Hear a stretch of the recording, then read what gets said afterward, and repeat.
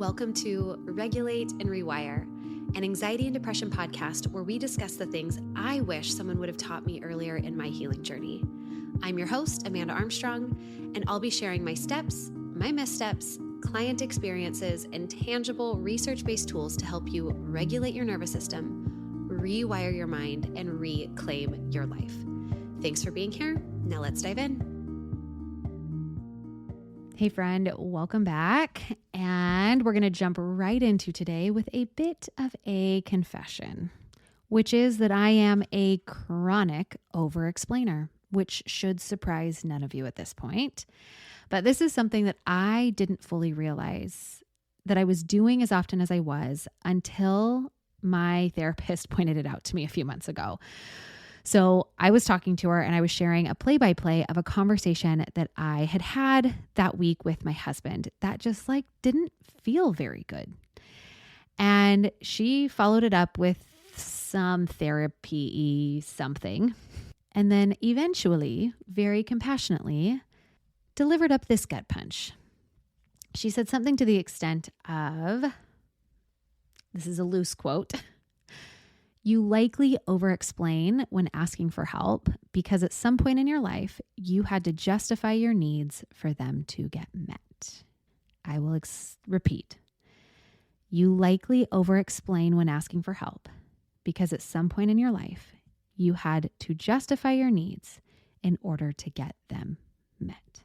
And this was one of those moments that I just sat there for a minute, really letting that one settle.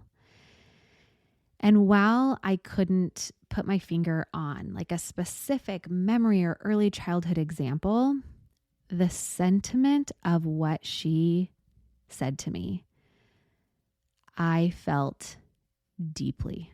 It felt deeply known and familiar to me. And then things start to click oh, okay, that's exactly what I'm doing. I'm not just communicating. I am over-communicating. I am in over-communicating, defending my right to have needs in the first place versus just knowing that it's okay to have needs and that I'm deserving of having those needs met. I'm almost trying to convince myself of my right to have needs in the first place. And another reason that we have uncovered that I often over-explain is because of how deeply uncomfortable I often am with being misunderstood or as being perceived as the bad guy in a situation. And I am proud to say that therapy is working for me right now, which is not something that I have always been able to say. But I'm noticing that these patterns are beginning to shift. And even though they are starting to shift, I'm sure that this is going to come up and I'm going to come back to it and peel back its layers for a while because that's just how healing works.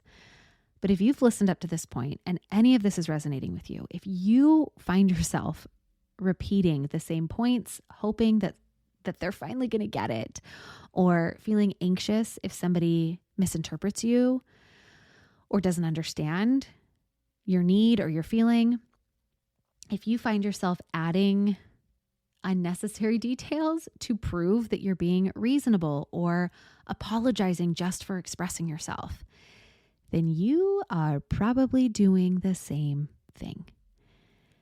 And I need you to know that you're not too much and your brain is not overloading people with information because it's fun. It is trying to secure safety, acceptance, or approval in the way that it has learned how to do it. So today, we are going to break down the science of over-explaining and how you could maybe stop doing it so much.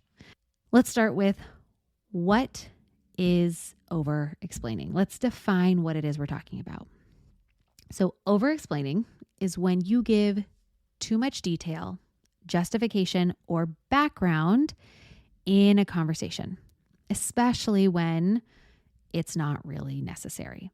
So again, maybe you find yourself apologizing a lot, trying to make sure that people quote, get it, worrying people will misunderstand or be upset with you, feeling like you need to earn your space in the conversation, or maybe it's just needing to justify a need in order to ask for it. This could sound like, quote, I'm sorry I didn't respond earlier. I'm so swamped. And then my dog got sick and I had this work thing. And I know you were probably waiting to hear from me, but I just dot, dot, dot, dot, dot. When something like, hey, just saw your message, or hey, just got a minute to respond. Thanks for your patience, would have been enough, would have been plenty. Or maybe it sounds like me asking my husband for help with bedtime.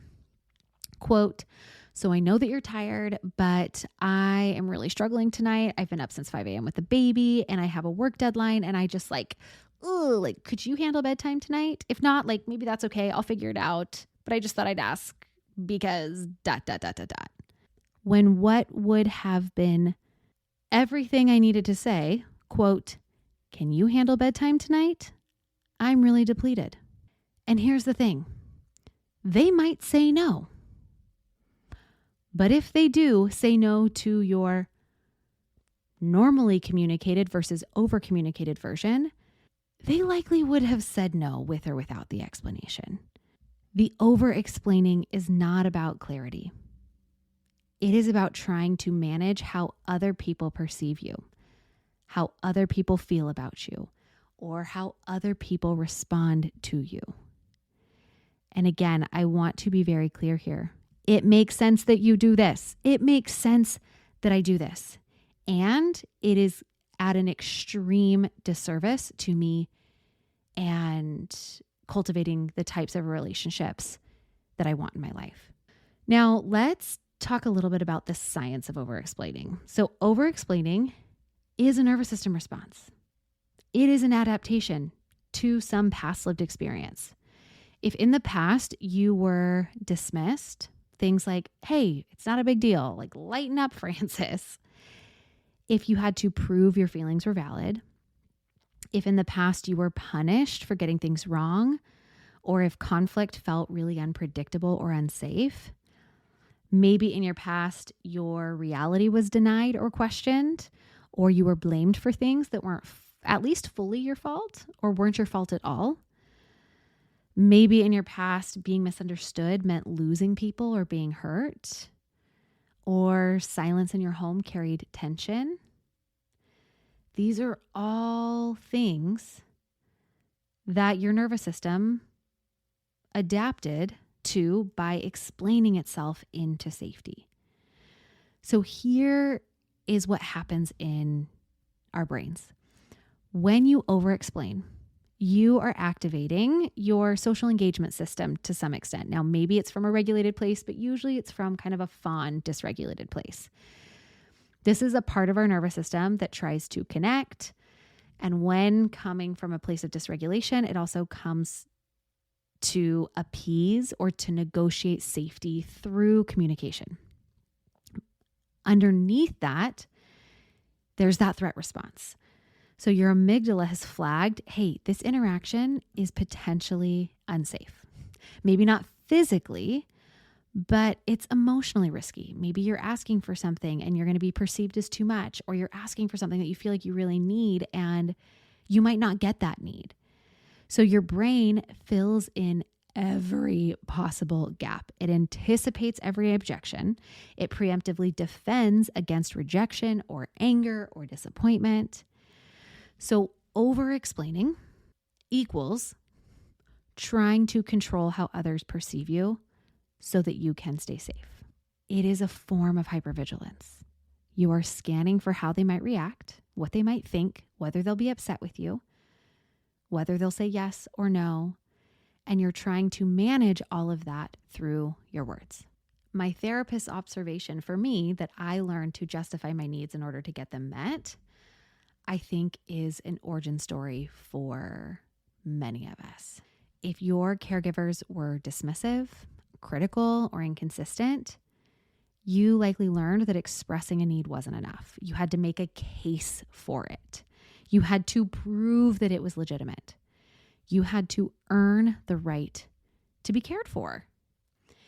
And I'm going to sidebar here for a minute, because this doesn't just happen when you have shoddy parents. I am really lucky. I got a good set of them. I always knew that I was loved and would be taken care of. And My dad worked a lot, which meant that my mom was a solo parent to 4 kids, often.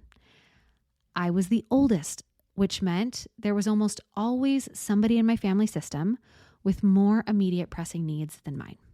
My dad often took the high emotions of his 3 daughters and he met them with humor or distraction, not because he was intentionally being emotionally dismissive, but because he only had the personal emotional literacy and tools that he had. He did his best, and I have been able to recognize many moments from my childhood where there was misattunement, where I needed something other than humor or distraction to feel held and safe and supported. And so some of you got the short end of the stick with parents, and it's easy to look back and see gaping holes in the care that you needed. And I'm so sorry about that. But there are also many of you who had good parents, and in fear of being disloyal or seeming ungrateful for all that they did for you, or in comparing to somebody else's parental experience, you often gaslight yourself into thinking that there wasn't still hurt or misattunement for you too in those developmental years. And I just want to remind you that it doesn't have to be either or. So that sidebar over, regardless of how you got here, you're over explaining still decades later. Even when the person that you're talking to isn't a critical parent, even when your need is completely reasonable, even when no justification is required, you're still over-explaining. Why? Because your nervous system is still operating from that old blueprint, the one that says, if I explain enough, I'll be safe. They won't leave. They won't get mad. They'll understand me. They'll get it. They'll get me. And maybe I'll get the help that I need. But there are some hidden costs of over-explaining. The first being emotional exhaustion. When we are constantly monitoring, justifying, defending ourselves, it's draining. Another hidden cost is that we feel like we're never enough because no amount of explanation ever feels like it was just the right amount. There is no amount of over-explaining my validity in feeling frustrated with something that my husband did or my sister did or whatever that's going to make them get it if they're just not going to get it. Another hidden cost of over-explaining is that we take on the responsibility of how other people feel. You are not just communicating your needs. You are trying to make sure that they're not upset, that they're not disappointed or inconvenienced by your needs. Another hidden cost to this is that we struggle to set or keep our own boundaries. Because when every boundary comes with a 3-page verbal essay, by the time that you are done explaining it, you've often talked yourself out of your own boundary. You came into that conversation like, I need this. But when that person doesn't say, okay, tell me more about that. When they don't meet you with curiosity, it's so easy for us to go into the, here's why I need it. Here's how you could meet it, right? Now we're not just telling them the problem, we're offering them the solutions too, because maybe if we do the emotional labor to give them the solutions to get our needs met, we're more likely to get it met, but they're still not getting it. They're still not getting it. Oh, maybe this boundary, maybe this is an unreasonable boundary. Okay. It was a reasonable boundary. It was a reasonable need. And maybe it's inconvenient for them. It's convenient for them to just let you talk yourself out of it so that things stay the same because that makes their life more comfortable. Another hidden cost of over-explaining is that it weakens your own voice and your own self-trust. The more you justify, the less you trust that your truth is enough on its own. So what I am learning in therapy right now is that when I lead with justification, I'm essentially saying, hey, I need to convince you that my need is legitimate, which implies that maybe it's not. That maybe you, the person I'm talking to, get to decide if it's valid or not. And that's not true. My needs don't require a debate. My boundaries don't need a defense. My no doesn't need a dissertation, and neither does yours. Now let's talk about why it is so hard to stop this habit or pattern of over-explaining. Why is it so hard to bridge the space between knowing that you over-explain and stopping the over-explaining?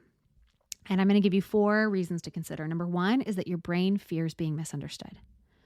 So again, it fills in every possible gap, anticipates every question, preemptively addresses every concern.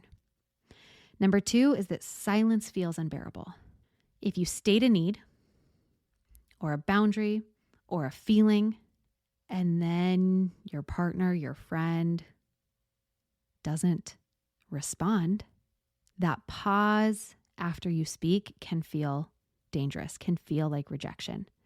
This idea of, well, if I don't explain, then they're going to assume the worst. Number 3 is you tie your worth to being reasonable or likable. If you can just explain it the right way, the way that they get it, in a way that uses the words that their brain can accept, then they'll see that you're not being too difficult or too emotional or too selfish or too much. They're going to get it or they're not. And you are reasonable and you are likable, whether they get it or not. And your worth isn't tied to either of those things anyways.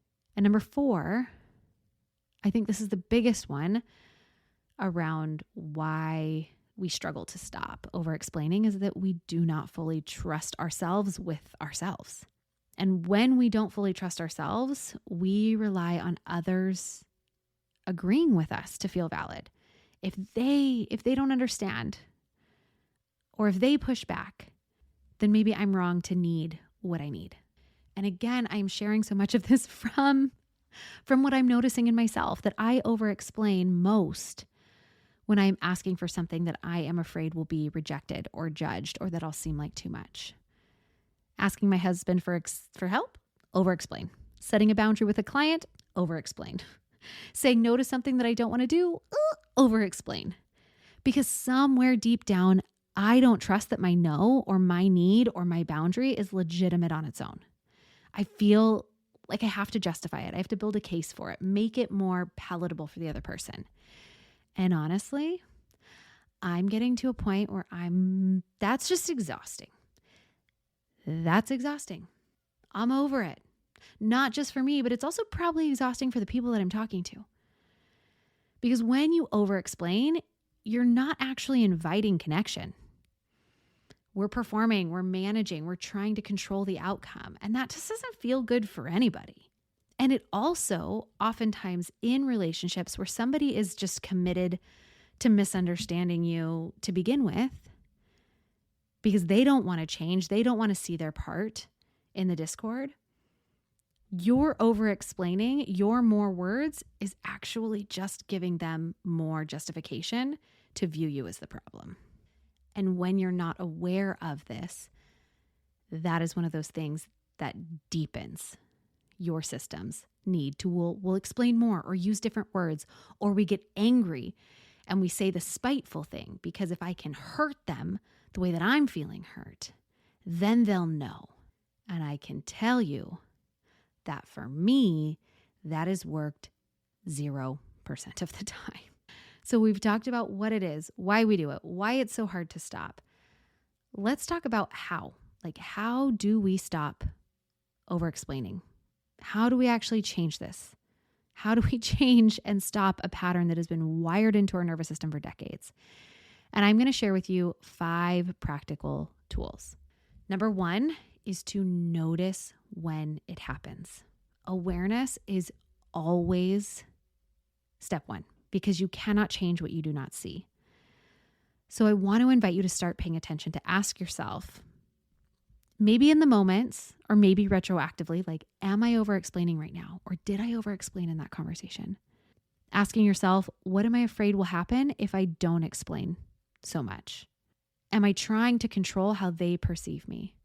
So for a long time, and even often still, this is something I'm not great at doing in the moment, but I often see it reflectively. An hour later, a few days later, while processing it in therapy, the next week, I'll be like, ooh, like that was the part of the conversation where I slipped into over-explaining.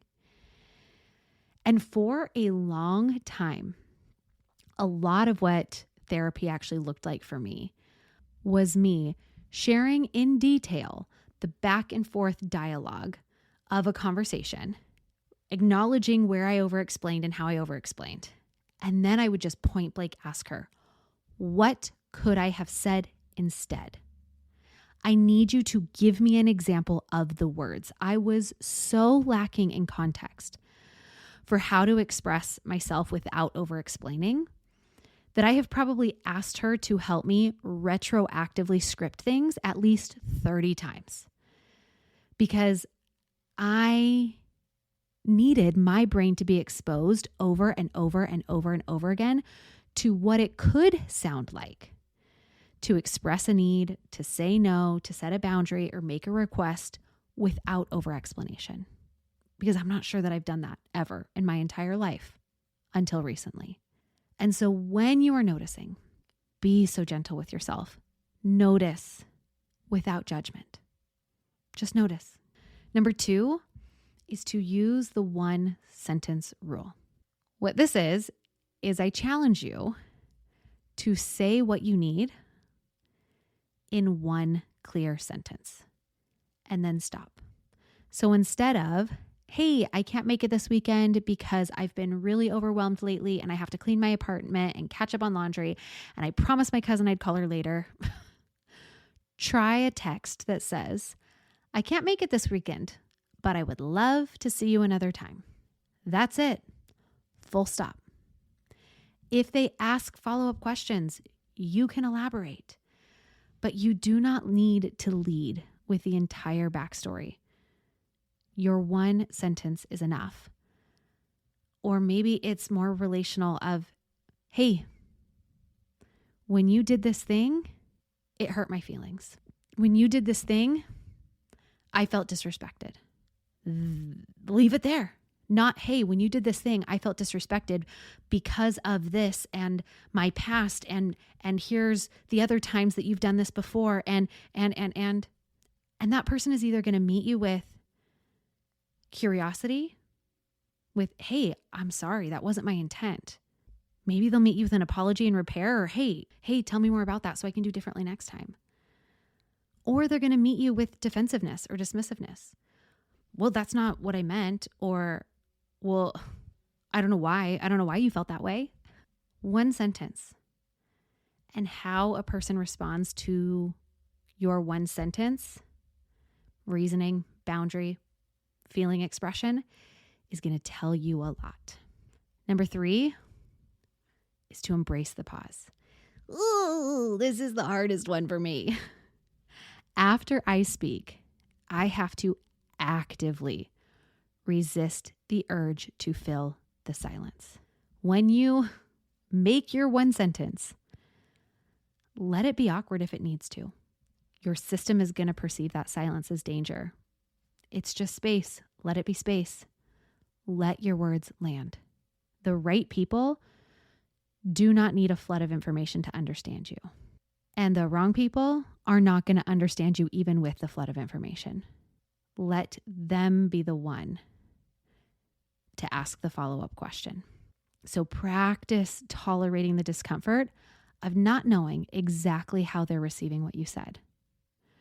Because that discomfort is where the growth happens and where you see red or green flags in relationship communication. Number 4 is practice saying, because I said so, gently. Maybe you're not using exactly those words, but the sentiment of this one is that you don't owe everyone an explanation. Quote, nope, I'm not able to help this weekend. And if they push, well, why or what? Sorry, I have other commitments. Your commitment could be rest. Your commitment could be that you want to rot on the couch or clean out your kitchen drawer. Give yourself permission to let a simple no or yes be enough. And this is something that I'm actually practicing with my kids too. When they ask why they can't do something, why they can't have a third popsicle, and I've already given them a reasonable answer, instead of continuing to justify and explain, I'm learning to say, because that's my decision as your parent, or because that's just not what we're doing right now, or because this just is what we're doing right now. It's time to go get your shoes on. And then I get to practice being okay with their disappointment or frustration. I don't need to fix that for them. I also definitely don't need to shame them, which I've realized is something I am sometimes pulled to do. Is like, we're going and you shouldn't be mad about it because I've already taken you to do so many fun things today and this is the one thing I've asked you to do. That's not helpful. I just am starting to go, nope, not what we're doing right now. And I'm done talking about this. And let them be however they are. Let them be mad. Still not what we're doing. And you know what? It's been so liberating, not just for me, but for them too. They are learning that not everything requires a negotiation. Not everything is up for negotiation. And number 5, heal the root, not just the symptoms. Over-explaining is a symptom. And the root of that is usually fear of being disliked, misunderstood, the story that you're too much, or being legitimately unsafe.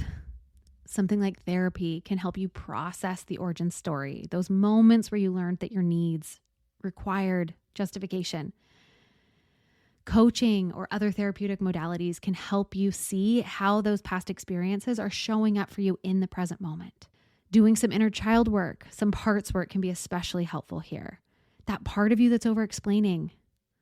Again, that's often that inner child still trying to protect you from perceived rejection, from unmet needs.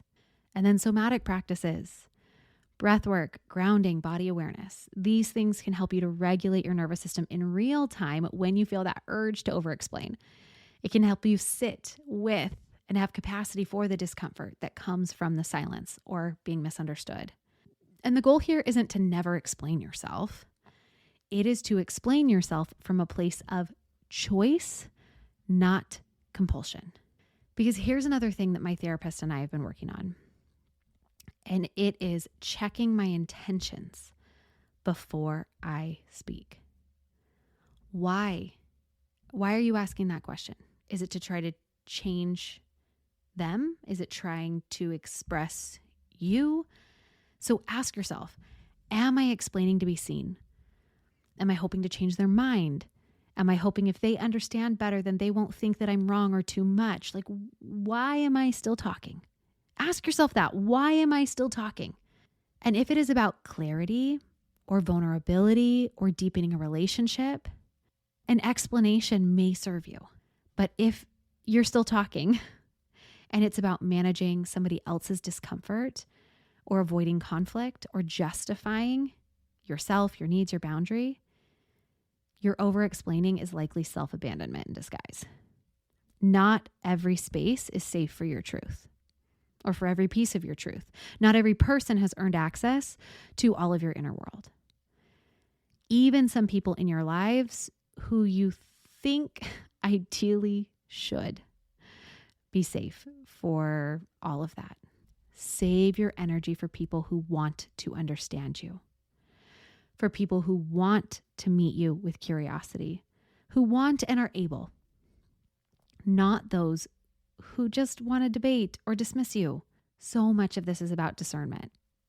Emotional maturity means learning to tolerate the discomfort of not being liked, of not being fully understood, and still standing firmly in your values and your needs and your boundaries. It is about making peace with the fact that clarity within yourself matters more than the constant clarity from others. And this can be so hard. Being misunderstood feels like rejection, especially if you are somebody who values depth and clarity, being truly seen and held. But not all misunderstandings are harmful. Sometimes they are a natural byproduct of growth. Again, harmful. Sometimes, I think most often misunderstandings are hurtful, but sometimes they are this natural byproduct of growth. Boundary setting, choosing a path that others wouldn't take, seeing relationships that are more draining than nourishing for you. When you choose to stop over-explaining, some people won't get it. I have here in my notes, like they might push back. I think they will try to push back. It is going to be wildly uncomfortable for them when you change the rules of how you communicate. They might be confused, even upset. That's okay, because you're no longer performing for their approval. You are no longer over communicating in such an exhausting way. You are practicing trusting yourself to be okay, even if they misunderstand you, even if they reject you, even if they say no to the need that you're asking for. That doesn't mean that your need or emotion is or was invalid. It simply means that they're not going to meet you in it. And that's more about them than you. Trust yourself enough to be okay anyways. It's saying, I trust myself, even if you don't get it. I've got my back, even if you don't. And again, this does not mean that you never explain. It just means that you do so with intention. The goal here is not to always speak or always stay silent. It's to know when it serves you.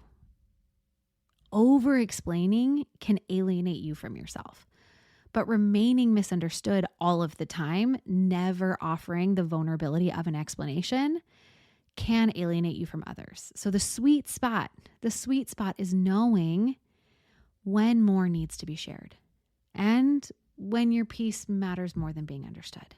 So friend, if you over-explain, which I know is so common for those of us who struggle with anxiety or depression, I want you to know that this does not mean something is wrong with you. It means that you learned how to survive in a way that made sense at the time. And now you're learning new ways. You're listening to podcasts like this. You're looking for answers. And I think that is so brave. That is so healing. You do not need to explain yourself to be worthy of care, respect, or love. And if a person constantly requires that of you, it might be time to reposition that person in your mind or life. Your needs should not require a 3-page essay. And if a person constantly requires that of you, again, it might be time to change the rules of engaging with that person. Your boundaries are valid without defense. Your no is a complete sentence. And the people who truly care about you, they do not need you to justify your existence, to justify your needs. And I think maybe where I'll soften that is I think that there might be people who do truly care about you.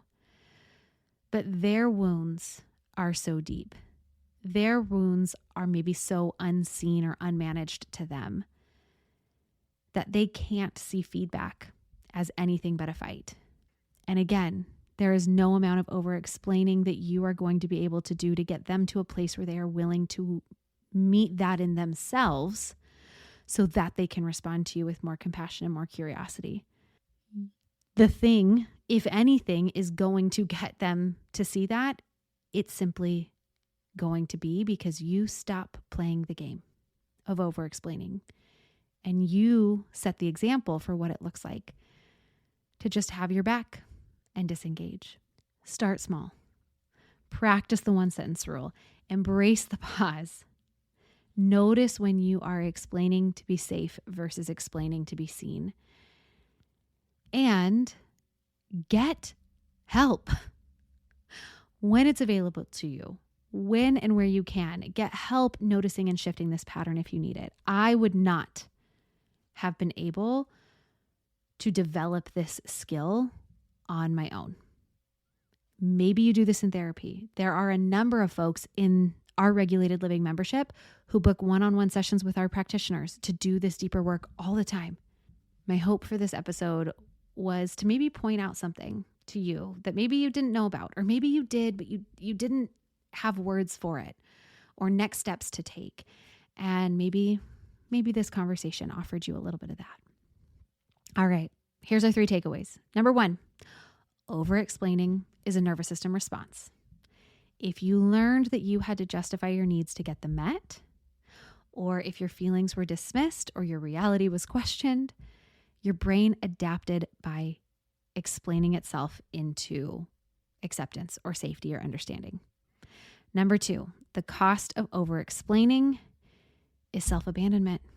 When you lead with justification, you're implying that your needs might not be legitimate. Number 3, practice the 1-sentence rule and embrace the pause that will follow. Say what you need to say once, stop, let the silence be awkward, and just see how it plays out. All right, friend, sending you so much love, so much hope, and so much healing. Thanks for listening to another episode of the Regulate and Rewire podcast. If you enjoyed what you heard today, please subscribe and leave a 5-star review to help us get these powerful tools out to even more people who need them. And if you yourself are looking for more personalized support in applying what you've learned today, consider joining me inside Rise, my monthly mental health membership and nervous system healing space, or apply for our one-on-one anxiety and depression coaching program, Restore. I've shared a link for more information to both in the show notes. Again, thanks so much for being here, and I'll see you next time.